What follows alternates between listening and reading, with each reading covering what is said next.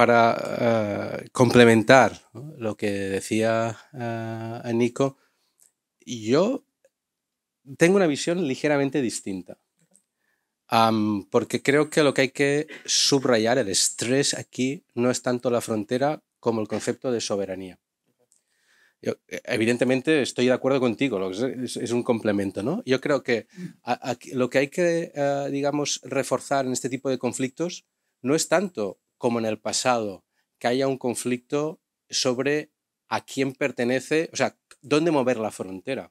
Yo creo que en estos momentos en la Unión Europea no existe este tipo de conflictos fronterizos. Incluso el conflicto que podríamos pensar que tiene esta naturaleza, no lo digo en tus términos, que es el de Irlanda del Norte, se ha tratado de una manera muy interna por el Reino Unido, no tanto desde una posición de irredentismo por parte de la República de Irlanda, que creo que ha tenido una perspectiva muy respetuosa con el conflicto, con lo cual creo que el elemento clave es el elemento, yo creo que hay dos elementos clave. Por un lado, el de cómo gestionamos la soberanía en un espacio de soberanías compartidas y de fronteras porosas. Digamos, aquí es el elemento. Y de hecho voy a defender una de las ideas fuertes que voy a defender esta noche, es que si hay un lugar en el mundo, en la Tierra, donde, pese a las dificultades, tenemos una buena base para resolver conflictos territoriales de soberanía, ese lugar del mundo se llama Unión Europea por muchas razones. Aunque sea muy difícil, pero es el sitio del mundo donde podemos tener una aproximación a este tipo de conflictos lo más democrática posible y por condiciones objetivas, digamos, ¿no? Por lo tanto, yo en primer lugar lo que subrayaría es, digamos, quién, ¿no?, quién ostenta la soberanía en un marco, como decía, en el que no hay soberanías plenas y en el que además, como veremos más tarde, podríamos decir que la Unión Europea, de una manera implícita, puede incentivar este tipo de conflictos, porque en la mayoría de lugares donde hay conflictos en la Unión Europea, nadie se está planteando resolverlos saliendo de la Unión Europea, cosa que sí que pasaba hace 15 años.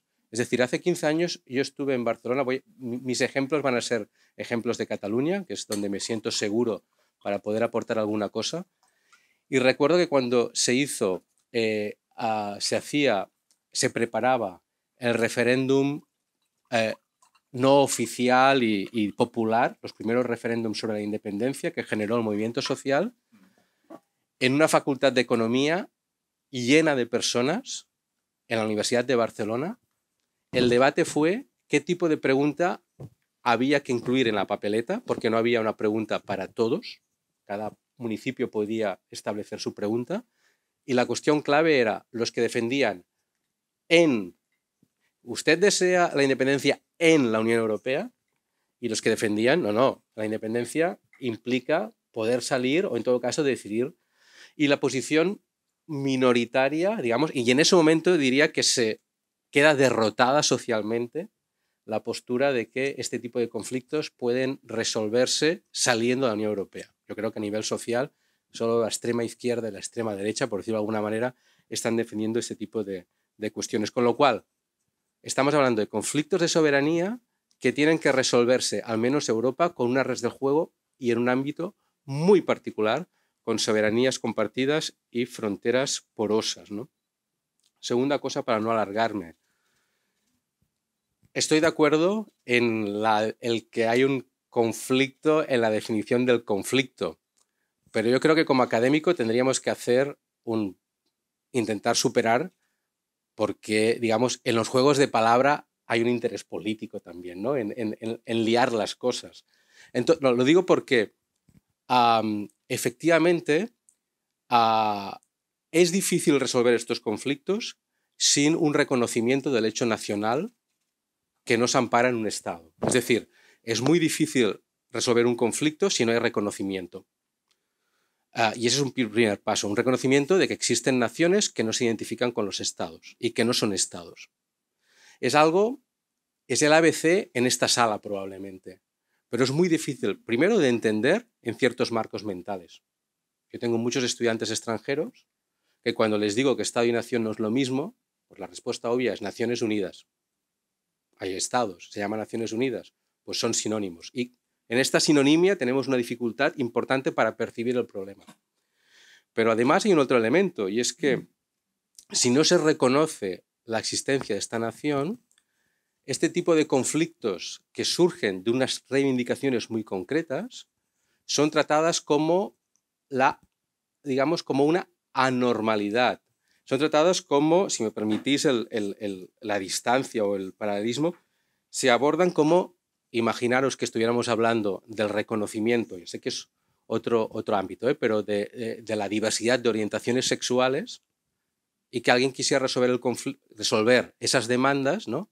Diciendo que, bueno, que hay que acomodar a los desviados, a los anormales, a los que rompen con la norma.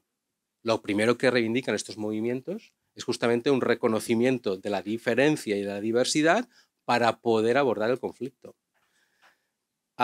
Y aquí voy, y acabo, con otro debate que creo que tiene que resolverse. ¿Qué es una nación? ¿Cómo definimos una nación? Yo creo que es un debate nominalista, interesado y academicista. Porque las dificultades para definir algo no implica la inexistencia de algo. Es decir, el poner el énfasis en que tenemos dificultades para definir con precisión los límites, incluso los límites territoriales de una nación, o incluso la definición, solo desde una posición nominalista, esas dificultades pueden interpretarse como la inexistencia de algo. O sea, en nuestra vida tenemos 1000 ejemplos de cosas que existen, que digamos, que operamos con su existencia, que si nos piden definirlo, pues tendremos problemas serios para definir los límites con precisión.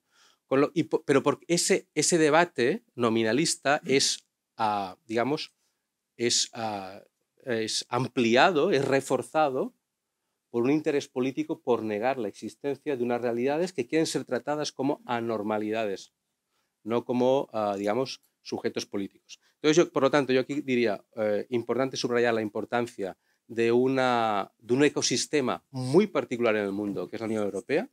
Por lo tanto, cuando hablemos de resolución de conflictos de soberanía, creo que hay que también subrayar en la Unión Europea, no en el mundo, que tiene otros elementos.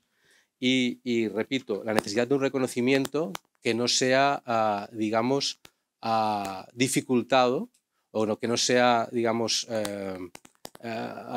sí, dificultado por los propios académicos, que hemos de poner luz, aclarar las cosas. Entonces, bueno, hay distintas definiciones de nación, pero bueno, hay también un mínimo común denominador que te permite operar y te permite plantear que en Europa hay algunas naciones políticas sin Estado y son identificables.